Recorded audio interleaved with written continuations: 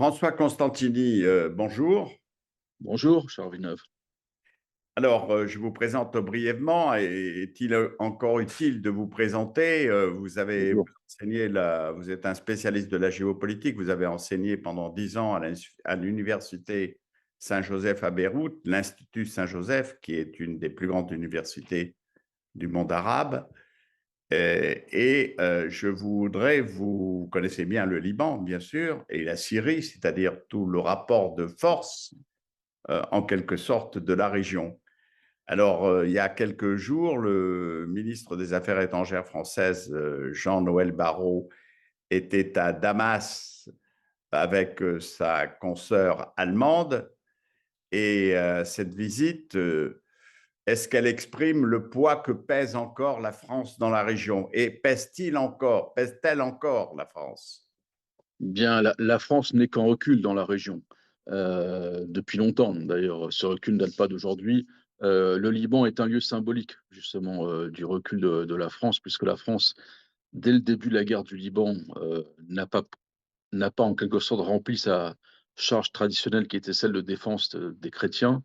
Elle les a abandonnés et elle n'a eu qu'un rôle marginal dans la conclusion de la guerre du Liban, c'est-à-dire l'exil pour une dizaine d'années au général Aoun.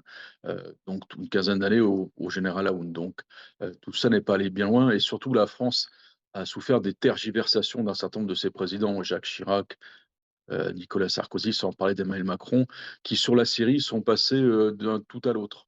C'est-à-dire qu'on sait que Nicolas Sarkozy a changé 6 fois d'opinion sur la Syrie et sur Bachar el-Assad.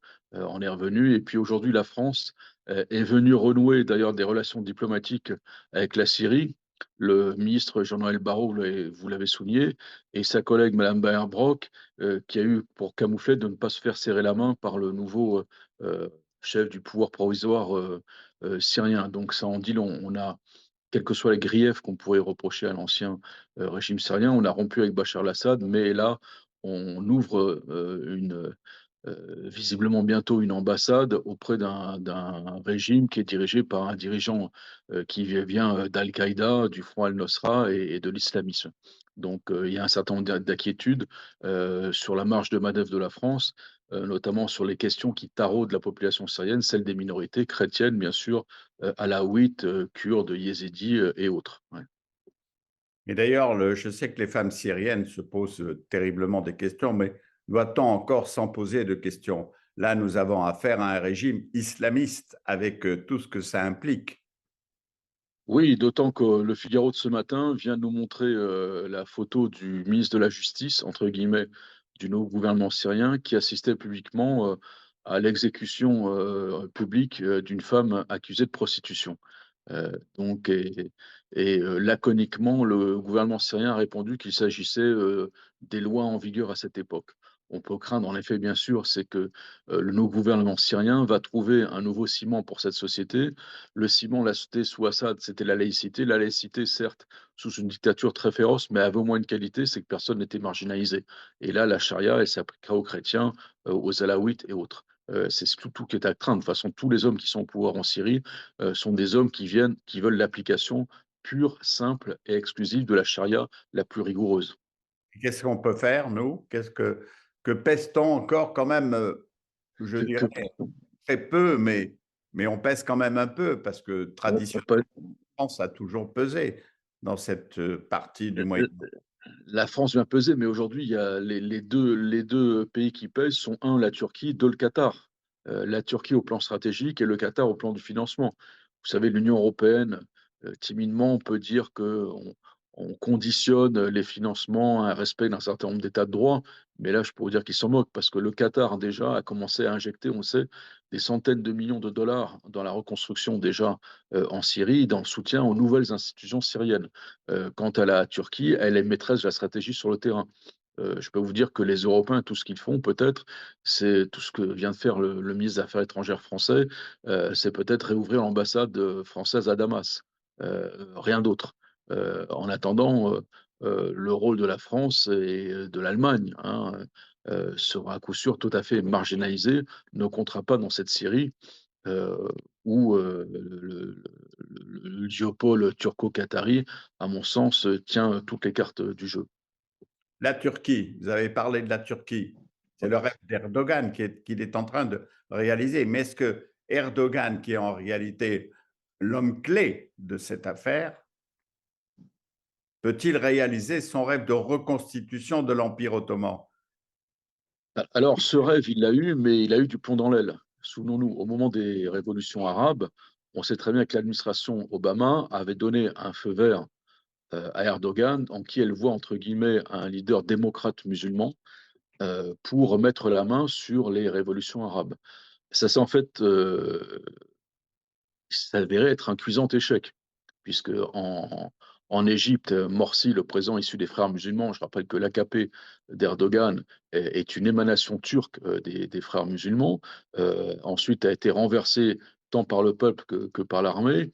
En Tunisie, Ennahda, émanation des frères musulmans, Erdogan avait fait le déplacement, eh bien, s'est retrouvé refoulé au pouvoir du pouvoir et son leader emprisonné. Idem en Jordanie et également dans un premier temps en Syrie, puisque le Congrès national syrien, dont le siège était à Istanbul, était littéralement phagocyté par les frères musulmans. Alors là, en effet, pour la première fois, c'est une revanche d'Erdogan, c'est vrai. Et vous croyez que Erdogan a pu se livrer à cette gesticulation sans un feu vert américain?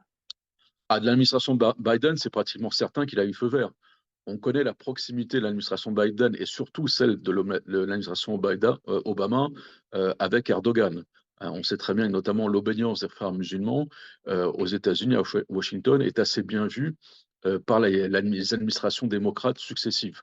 Euh, le Qatar, dont on sait la proximité avec la mouvance des frères musulmans, la Turquie, en effet, ont les oreilles de l'administration démocrate. Chez les républicains, c'est différent. On sait qu'il y a une relation plutôt privilégiée entre Donald Trump et Mohamed Ben Salman avec l'Arabie saoudite, hein. Là-dessus, Trump n'a pas rompu avec la logique des républicains, hein, qui voulait que l'alliance avec l'Arabie saoudite soit un lien privilégié. Cependant, il s'est écoulé pas mal de choses, hein, la réconciliation avec l'Iran sous l'égide de Pékin, les rapports assez bons entre l'Arabie saoudite et la Russie. Donc, on attend en quelque sorte d'y voir un peu plus clair avec la mise en place de l'administration Trump, pour voir un petit peu ce qui va se passer entre les deux. Mais là, il est certain qu'Erdogan, de la part de l'administration démocrate, a eu véritablement un feu vert. N'oublions pas quand même au passage que la Turquie est membre de l'OTAN et qu'elle constitue quand même la deuxième force armée.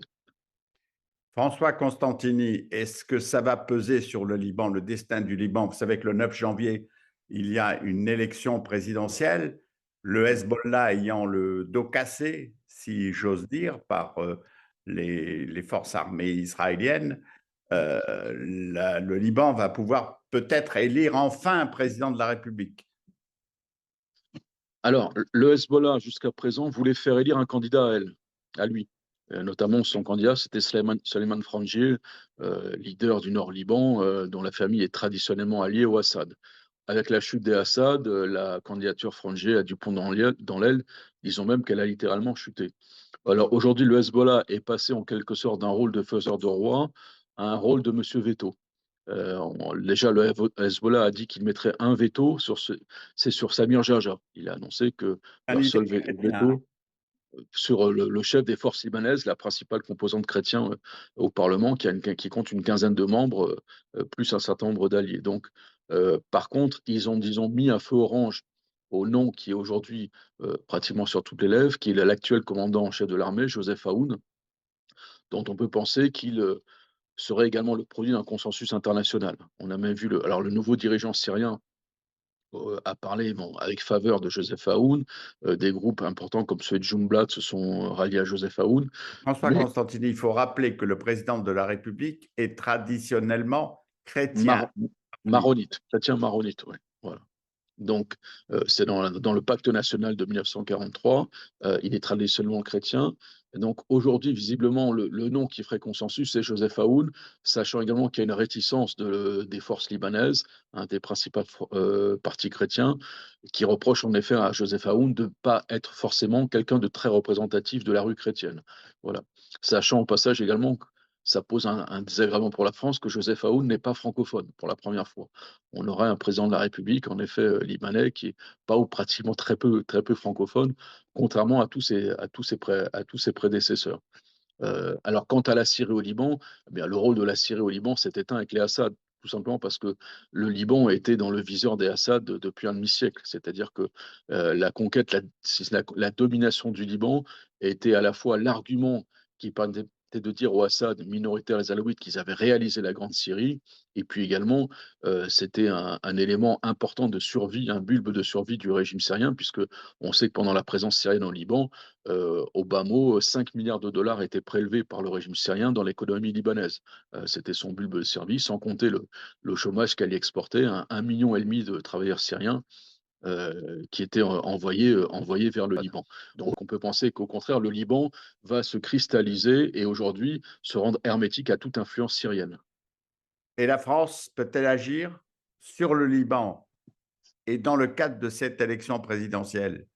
Alors, la France essaye d'agir. Vous savez qu'Emmanuel Macron a désigné depuis plusieurs mois, une année, même plus d'une année, comme envoyé spécial l'ancien ministre de la Défense, Jean-Yves Le Drian, qui fait des allers-retours, qui va voir un petit peu toutes les parties et essaye de s'accorder. Alors, la France essaye d'être présente, en effet, pour s'accorder au Liban. Alors, elle a commis un certain nombre de faux pas.